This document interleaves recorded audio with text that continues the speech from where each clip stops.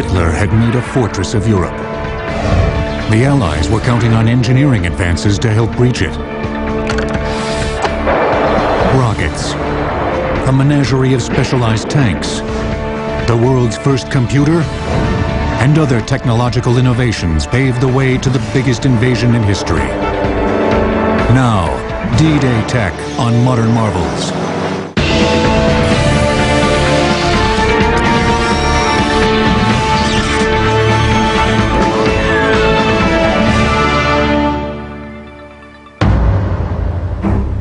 Spring 1942.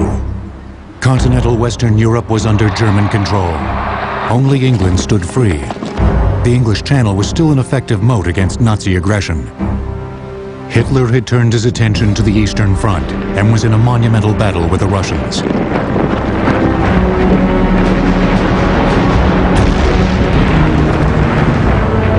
America, having just entered the war, and Russia were anxious to open a Western Front, but the British were reluctant.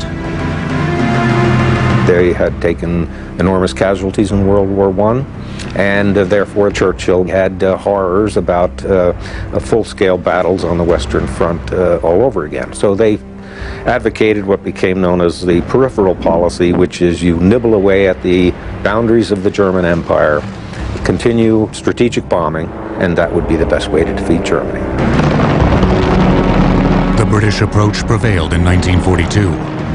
A second front would have to wait. It's fortunate because, quite frankly, we were building the army that was going to win the war, but it was only going to be able to do that in 1944. 1942, we were a skeletal force. We didn't have the manpower, we didn't have the technology. During the summer of 1942, a one-day raid along a 10-mile stretch of the French coast that included the town of Dieppe was organized to test Allied readiness to pull off an invasion. It was primarily a British managed operation. It was a Canadian division with some Britishers and some American Rangers, and they attempted to storm the port of Dieppe in August of 1942.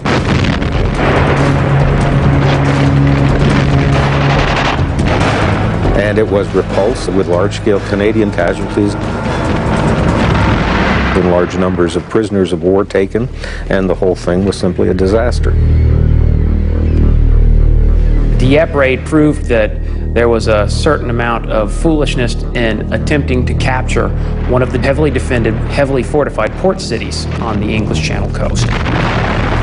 Therefore, the idea was to land on a shoreline in a largely undefended region. And obviously we know now that Normandy was the site that ultimately was chosen.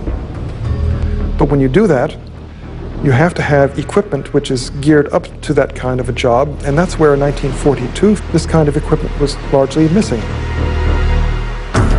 Even though there was no specific plan or timetable in place, the design and manufacture of the tools of invasion began. A disaster at Dieppe made it clear that to successfully mount a cross-channel invasion, it would have to be on a scale unprecedented in the history of warfare.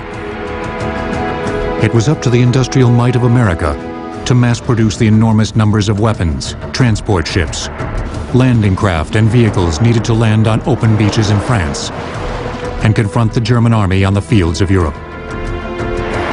American-produced equipment began to pour into England in staggering amounts. It was often joked that Britain was going to sink under the weight of the growing stockpiles. The British, not having America's capacity for mass production, focused on developing smaller numbers of specialized equipment, including an array of modified tanks created by the 79th Armored Division under the command of Major General Percy Hobart.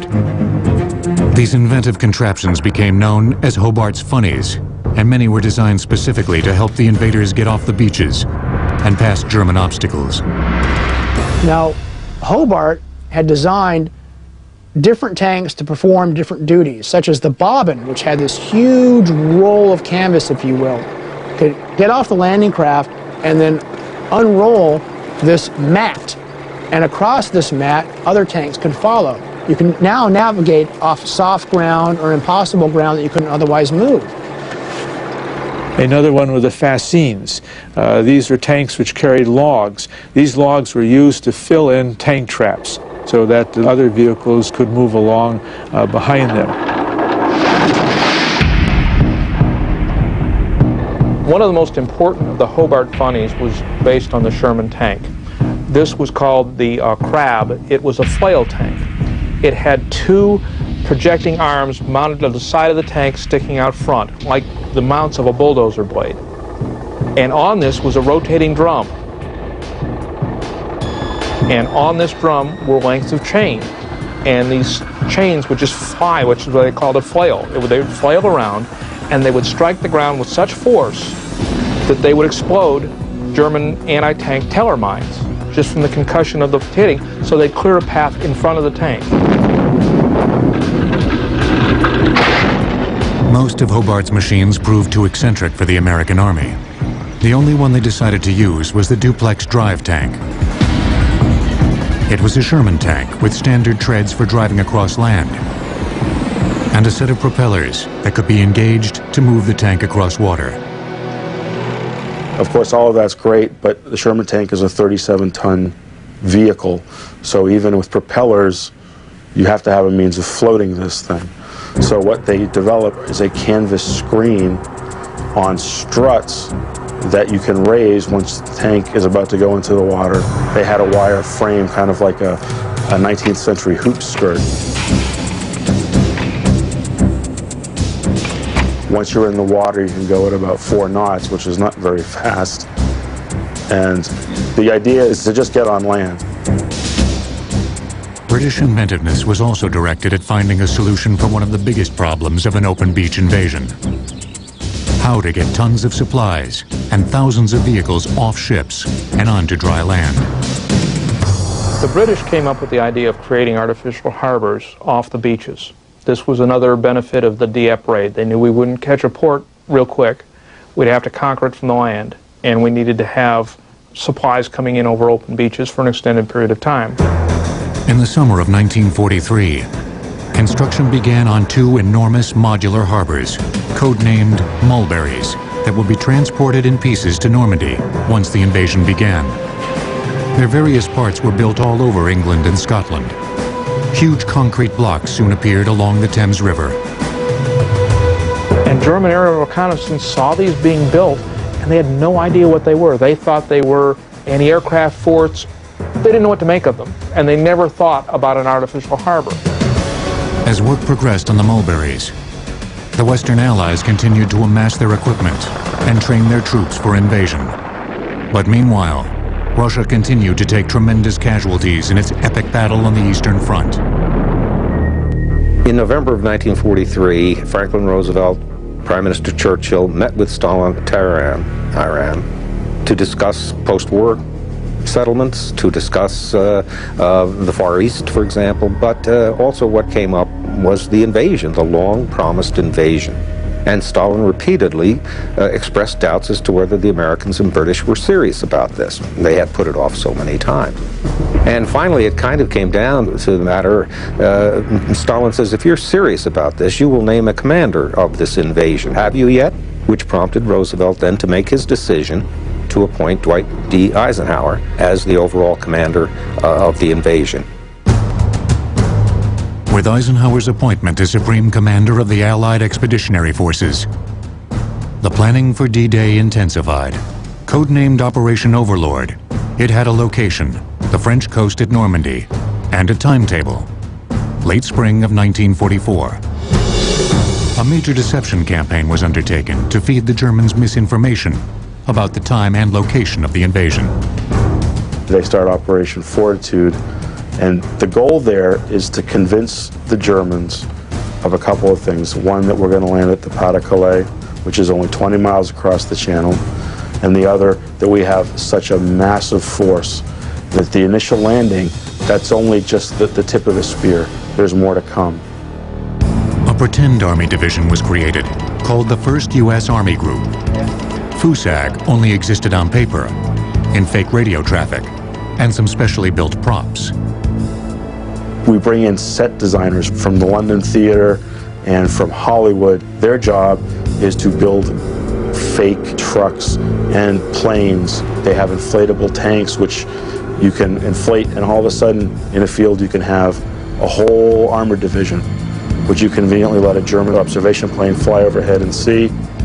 And after the plane leaves, you can deflate this division, move it down the road, and inflate it somewhere else.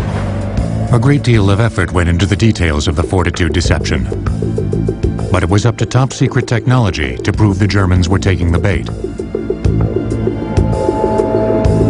The secret code-breaking operations outside of London at Bletchley Park had been deciphering German radio messages, encrypted by the Enigma machine for most of the war.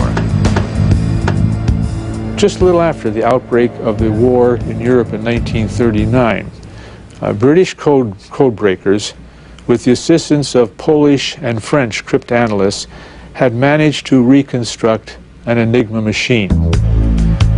Looking very much like an electric typewriter, the internal workings of the Enigma, its wiring, its rotors and wheels, was able to convert plain text into ciphertext as an operator typed on the keyboard. But the German High Command often entrusted their communications to an even more complex encrypting device, the Lorenz machine. It produced an encoded message in the form of a teletype-style paper tape. In 1944, in time to confirm that the Germans were falling for the Fortitude deceptions, a new piece of equipment was installed at Bletchley Park. It filled an entire room with wires and vacuum tubes. It was the first programmable computer, aptly named Colossus. What Colossus did was read 5,000 teletype characters per second from tape. And so it reduced the time needed to solve Lorenz from weeks into hours. This is your first true computer. In other words, the Second World War, the preparations for D-Day, ushered in the computer age. Across the Channel, the Germans sensed invasion was imminent. Field Marshal Erwin Rommel, recently assigned the task of strengthening the coastal defenses, known as the Atlantic Wall, tried to cover as much of the coastline as possible, with a grotesque entanglement of metal objects designed to block the landing craft of an amphibious assault. Mines were attached to many of the objects in the water. Above the beaches were gun emplacements, ranging from simple machine gun nests to powerful artillery. Behind the beaches, some fields were flooded to entrap paratroopers.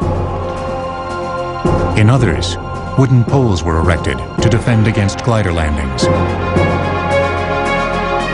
Allied reconnaissance of the Atlantic Wall defenses made the men of the invasion force aware of what they were about to face as they gathered at the airfields and loaded onto the flotilla that would take them to Normandy.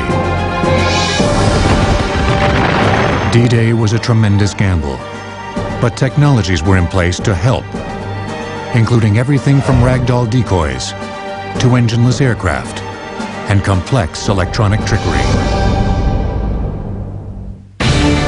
By June 6, 1944, over 4 million mines had been installed along the Atlantic Wall coastal defenses, most under Field Marshal Rommel's direction. D-Day tech will return on Modern Marvels. We now return to D-Day tech on Modern Marvels. On the night of June 5th and in the early hours of June 6th, as the Mammoth Armada began to make its way to Normandy for the biggest amphibious assault in history, the deception campaigns continued. In preparation for D-Day, strategic bombing raids had rained devastation on German defenses and transportation infrastructure, but special planning went into targeting radar installations. Now, some of those radar installations were bombed, some of them were not bombed, because they were going to be used as a part of the overall deception plan that would convince the Germans that the operation was not going to come ashore in Normandy, but somewhere else. In a brilliantly devised ploy, German radar technology was tricked into indicating that 2 fleets were heading toward destinations other than Normandy during the night before D-Day. One to Le Havre and one to Calais. To create the illusion of a fleet heading for Calais, a small group of Lancaster bombers of the 617 Squadron left an airfield in England in the middle of the night and headed across the channel. And what the 617 Squadron aircraft and their crews did was to fly in a very specific racetrack course, around and around and around, and each time that they went around in a certain direction toward the French shore, they advanced it maybe 500 to 600 yards. When they came to the point where they were heading straight toward the target, they would drop pieces of aluminum strips, which were called chaff in those days, or window. In consequence, you have virtually a shower of this chaff or window coming down and advancing at 8 knots, which the Germans knew was the typical speed that a convoy would make on its way toward an invasion. When the Ghost Fleet got close to France, the planes pulled away, and boats below continued the deception. The small launches put out all sorts of smoke screens so that the Germans couldn't see visibly what was going on. And then they had loudspeakers, and the loudspeakers made big clacking sounds as if anchors were being dropped into the water. They even had splashes, shouts of ensigns and so on giving orders, and it sounded as if a huge fleet was assembling out there, ready to make the invasion. As the Germans were being duped into believing invasion fleets were heading to other landing spots, behind the coastal defenses at Normandy, paratroopers were dropping from the night sky. But only some of them were real. In another deception, called Operation Titanic, British-designed dummy paratroopers, nicknamed Ruperts, were being thrown from planes to draw the Germans' attention away from the actual drops. Ruperts are very simple. They're a burlap sack that vaguely resembles a person, about 3 feet tall with a parachute. When you consider what a Rupert looks like, the idea that anyone would be fooled for very long was just meaningless. Although, being a typical German, guarding the coast, start seeing parachutes with what appear to be people coming down, you don't necessarily go over to that field to look and see if the paratroopers have come down. You're more apt to go call higher headquarters and tell them you've got a problem on your hands. Paratroopers weren't the only Allied forces to land behind enemy lines in the middle of the night. Gliders swooped down silently and deployed men and equipment to help destroy defenses and secure bridges. Glider flying was very similar to paratroops, except we could carry in large equipment. We were able to get into places, small fields, beyond the enemy, into areas that planes couldn't land, and unload heavy equipment. We're talking about artillery, jeeps, and military equipment that's needed by the paratroops that already dropped in there. Both British and American-built gliders were involved. The American CG-4A, also called a Waco for the company that designed it, consisted of a canvas covering over a steel and wood frame. To keep it as light as possible, it carried no defensive guns or armor. But that wasn't why it was nicknamed the Flying Coffin. When the program started and they needed to have different companies manufacture CG-4A gliders, any company that had experience in plywood and fabric and so forth got a contract to make parts. And a lot of the companies were coffin makers, since they had the experience in making things out of wood. And so consequently, it got the name of Flying Coffin. The Waco glider has a wingspan of 83 feet 8 inches. It has a length of 48 feet. It has an empty weight of 3,750 pounds. It's capable of carrying that same weight, which means that fully loaded, a Waco is carrying 7,500 pounds of weight for its wing. With the Waco glider, the front end, the nose if you will open up. So now you basically have an open box with a ramp that you can drive a Jeep into or back up the Jeep into, or push an anti-tank gun or an artillery piece up into, block it and secure it, tie it down for flight. The American CG-4A Wacos were towed into action by C-47 transport planes. and attached by 300-foot-long nylon tow lines. The gliders used the same controls as a conventional aircraft: elevators, ailerons, and a rudder. The instrument panel on the glider consisted of only 5 gauges. They kept track of basic flight information, including airspeed, rate of climb, and altitude. While being towed, glider pilots had to be more concerned about their relationship to their tow plane than their gauges. Normally, in flight, the C-47 is flying just below where the glider is. The reason being that if you're down behind it, you're in his prop wash, and so you're kind of flopping around. So if you're flying above, you're out of his prop wash. The lines of communication between the glider and the tow plane utilized cord that ran along the tow line, for the simple reason that radio communication is interceptable. And anytime you have radio communication between two planes, that means somebody on the ground can be listening in on you. The audio cable running alongside the more elastic tow line was often damaged, and communications between planes cut off. It wasn't a critical failure, because the most important message from the C-47, the order to release from the tow line, was delivered in a fail-safe way. They signaled us with a light out of their dome in the C-47. They gave us a signal. We had about 10 seconds, and then which was a red light, and then the green light came on, and we cut loose. And you didn't want to hang past the green light, because if you did, they'd cut you loose. The Waco glider was quite maneuverable, but carried a maximum passenger load of only 13 fully armed men. The British Horsa glider could carry double the cargo, but its design had its own drawbacks. The Horsa, having a wingspan only 4 feet larger than the Waco but weighing twice as much, means you've got a higher wing loading. That means you've got more weight per square inch of that wing, and in order to maintain flight, that means you've got to fly faster, and you come in faster and harder.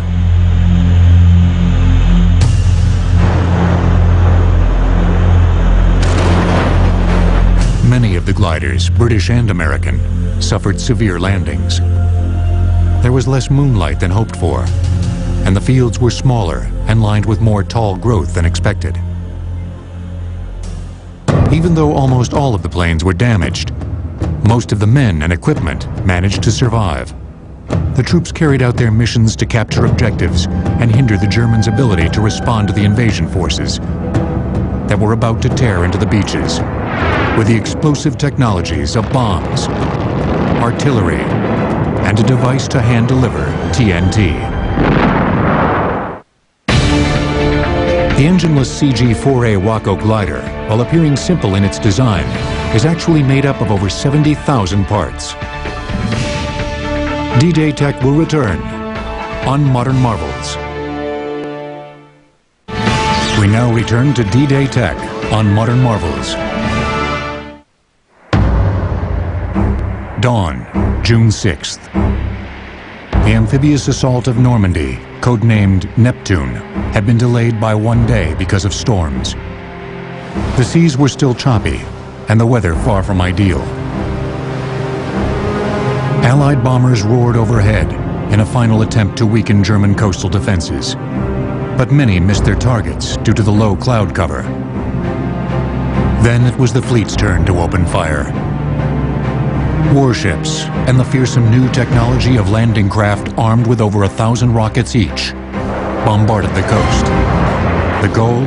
To knock out enemy guns, blow holes through beach obstacles, set off mines, and kill or unnerve as many of the enemy as possible. It was the 1944 version of shock and awe. During the deafening barrage, men clambered off the transport ships into smaller landing craft that would take them to shore. When the Allied guns halted, it was time to hit the beaches. The British came ashore at Gold and Sword, the Canadians at Juneau, and the Americans at Utah and Omaha. The men at Omaha had it the roughest. Many of the German obstacles and gun positions had survived the opening air and naval barrages. One of the units first ashore are the amphibious engineers, and their job is to go ashore and blow gaps through the enemy wire. You know, here the Germans have laid strands of barbed wire entanglements up and down the beach, where your men can't just run through that. So they have to take out the wire. How do they do that? Bangalore torpedoes. Bangalore torpedoes. 5-foot lengths of 2 1/8 inch diameter pipe packed with explosive were simple yet effective. They're light enough that a man could carry 1 or 2 pieces, and so a squad or a platoon could carry a number of pieces. And when the path was needed through a barbed wire entanglement, you put on a nose cap and you kept pushing ahead pipe after pipe after pipe, put a blasting cap in your last piece of the Bangalore torpedo, set it off. The steel from the pipe, as well as the explosion, would blow a gap right through the barbed wire and also explode any mines in the gap. And that gave you a way to move forward. Once beyond the barbed wire, the Allies used 10-foot wooden rods with TNT attached to one end, called pole charges, to take out enemy bunkers. And the idea here is if you want to blow a hole through an enemy bunker, the assaulting infantryman or engineer has to run up under fire to the bunker, place the pole up against the bunker, knock one end firmly into the ground, and as he does that, the hinge plate will swing up flush with the bunker. And here you have all these blocks of TNT now firmly against the bunker. At that time, if he hasn't been killed by the Germans, we'll set the fuse and run like hell, at which time the pole charge will go off and hopefully blow a hole through the enemy bunker. Bringing the men to shore at Omaha was the smallest of the landing craft used that day, the LCVP.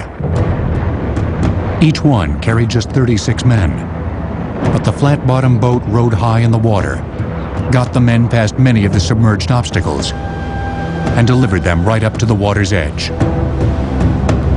The 36 men inside the squad bay could stand upright with packs on their backs, rifles in their hands, and when the boat beached itself and dropped the ramp, they could unload from the boat in a very, very short space of time. They could be off and in the battle. The LCVP, also known as the Higgins boat in honor of Louisiana shipbuilder Andrew Higgins, was an adaptation of a pre-war swamp boat he designed for use in bayou country. Higgins designed boats that were particularly adept at operating in shallow tributaries, in other words, swampy areas. And because of this early experience in designing boats that could operate effectively in shallow water, it was really a very simple transition for Higgins then to begin building boats that were capable of landing assault forces. It's got a big 6-cylinder gray marine engine in it with a twin-disc transmission. The transmission's really unique in that it can go from forward to reverse at full power. This allowed easy reverse from the beach, so the boat could get off the beach once it dropped its load and go back and bring in more troops. The prop design of the LCVP was a channel prop that ran down through the hull and had a protective keel spine that ran out to the back of the boat. So the prop was somewhat enclosed and protected. It has an iron ramp in the front that was lowered by a series of winches and pulleys that were in the inside of the landing craft. But the hull of the landing craft was made of marine mahogany. It's basically a wooden boat with a steel ramp. Higgins Industries in New Orleans worked around the clock with a workforce that grew to 30,000 men and women to supply nearly 20,000 boats for the war effort. The importance of the boats that Higgins built was best summed up in the words of General Eisenhower. If Higgins had not designed and built those LCVPs, we never could have landed over an open beach. The whole strategy of the war would have been different.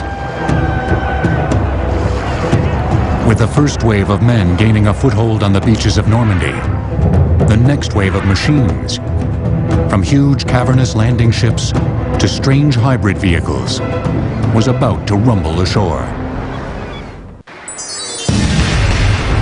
The afternoon of June 6, 1944, the German beach defenses at Normandy had been overwhelmed by a potent mix of advanced wartime technologies and bravery. An astounding number of landing craft and supply ships converged on the coast of Normandy. Their job? To start unloading the equipment and men needed to establish a beachhead and prepare for the push inland. When I looked back from the beach to the channel, the sea, I was shocked by the number of crafts and ships. I couldn't see the horizon. There were battleships and cruisers and all kinds of landing craft coming in and going out. And I remember thinking at that time that this is the high point of my life. This is a tremendous operation. Over 5,000 vessels took part in the landings at Normandy. At 328 feet, the American-built LST, or landing ship tank, was the biggest. It had a drive-on, drive-off capability. What this did was it made it possible for the LST to take on a load of vehicles that could be everything from 2.5-ton trucks, or they could even be a platoon of Sherman tanks. The LST had 2 decks.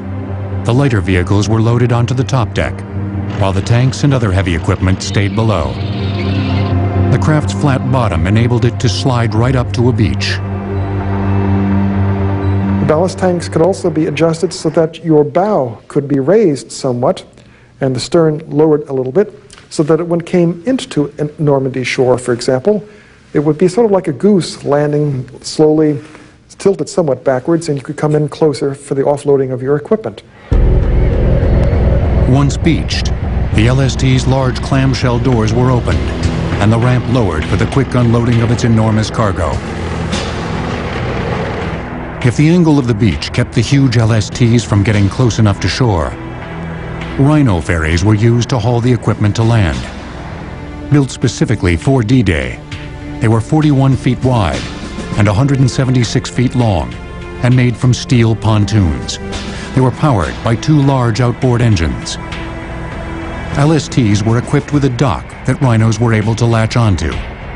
You could actually drive this pier up to an LST, open the doors of the LST, lock on with the Rhino barge. The tank could drive right onto this barge, and the Rhino barge could take the tank dry right to the beach. When they crossed the channel with the invasion fleet, each Rhino ferry carried its own bulldozer.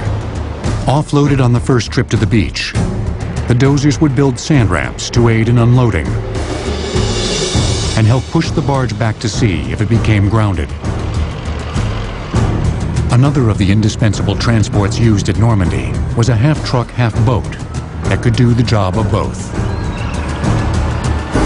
In 1942, General Motors, which was building the Deuce and a Half, the 2.5-ton truck that was the backbone of our Army transport, decided to come up with an amphibious version. It was given a corporate designation of DUKW, but anything named DUKW was quickly dubbed by the Army Duck. The 31-foot-long vehicle was shaped like a boat and had a hollow, airtight body for buoyancy.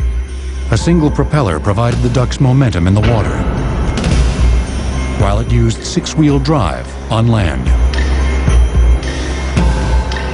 It had the same 6-cylinder engine that was used in the Deuce and a Half truck. It was a heavy-duty truck engine, very powerful.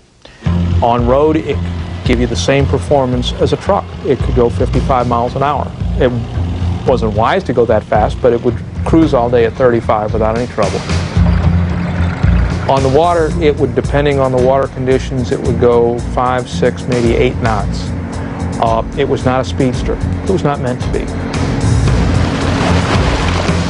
With their ability to transport weapons, troops, and supplies from offshore ships directly to supply depots or fighting units, Ducks played a vital role in the complex logistics at Normandy.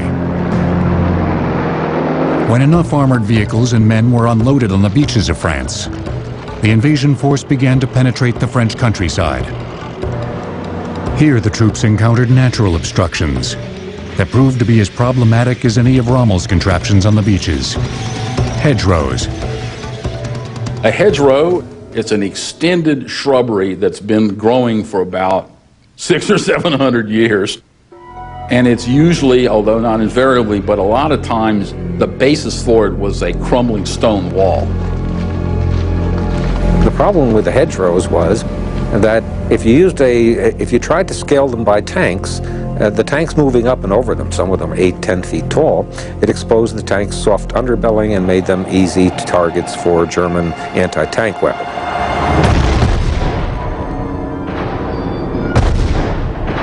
If Allied tanks couldn't go over or around the hedgerows without being exposed to enemy fire, the only choice was to find a way to plow through them.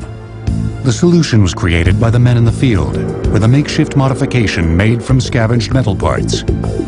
Well, you just take a steel plate and you weld the prongs to the bottom of it, and it's fixed on the tank. And you get it down low enough so the tank can get underneath, basically scoop and just pull the stuff out by the roots, just like you would do if you were clearing brush. To me, a lot of this is what we call spontaneous innovation.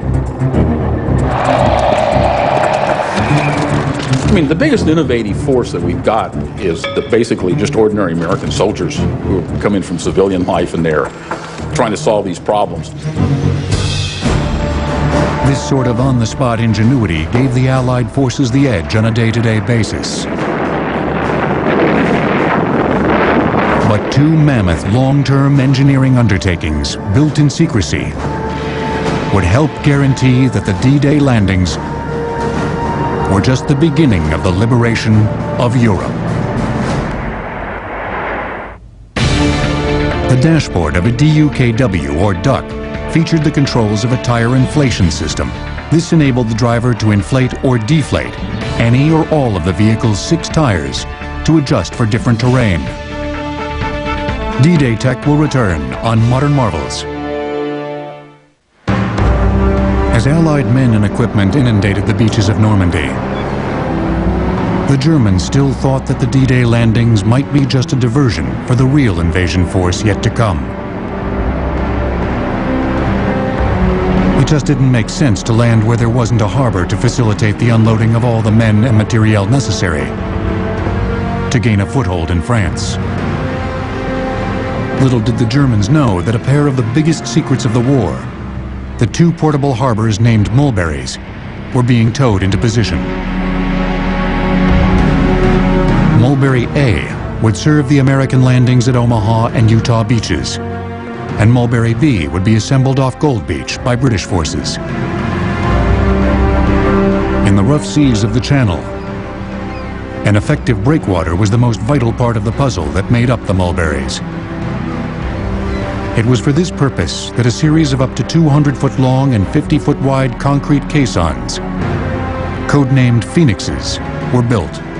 They brought them across the English Channel by large tugboats, positioned them where they want to have the breakwater, and smaller tugboats would position them very accurately. Then they would open up the sea valves underneath them and sink them. Of course, they had to know the depth of the channel there, which I understood that the Royal Engineers had all that surveyed. To create secondary breakwaters on the outer edges of the harbors, old ships were scuttled.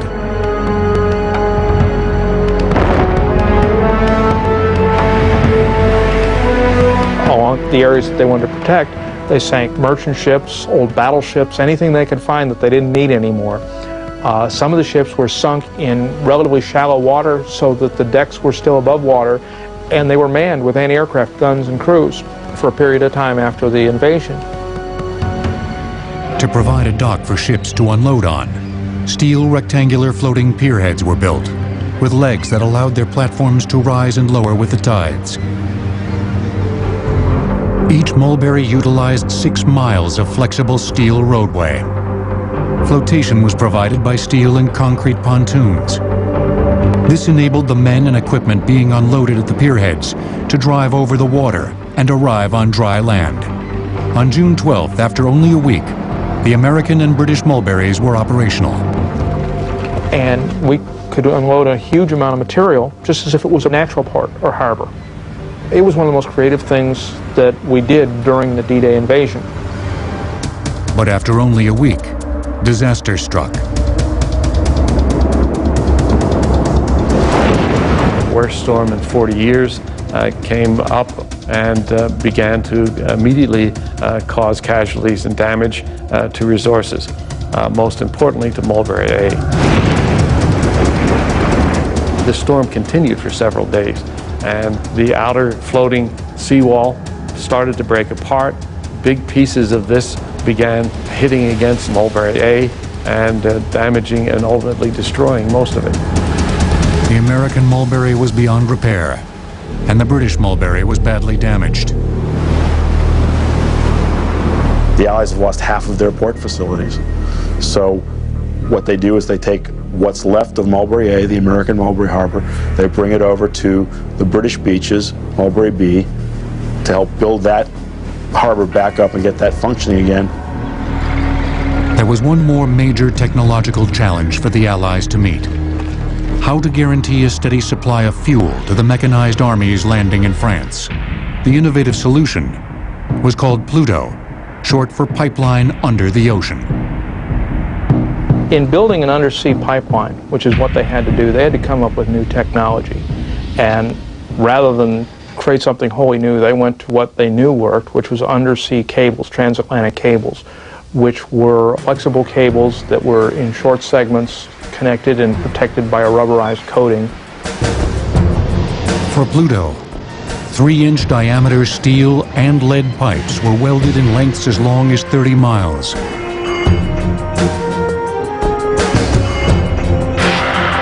They were wrapped in a protective and flexible coating that included layers of paper, steel tape, and steel armor wire.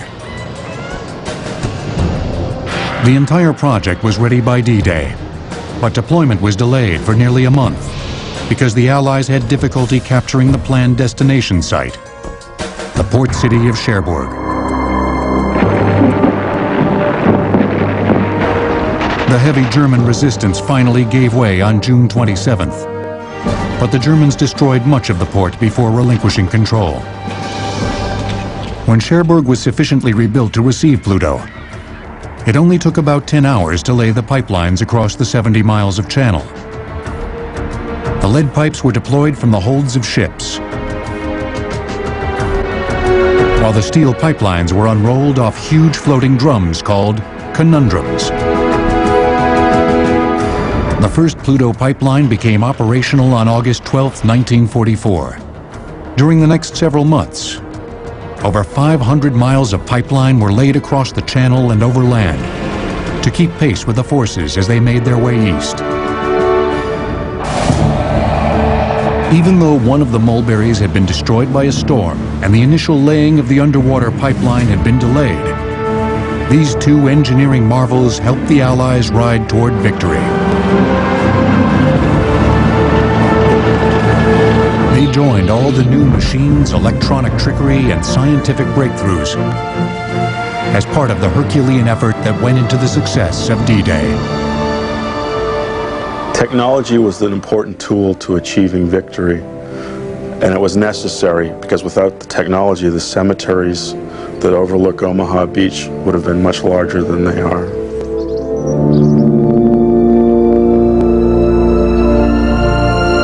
It still stands alone among the world's great military enterprises as a vast, complex, and nevertheless a human endeavor.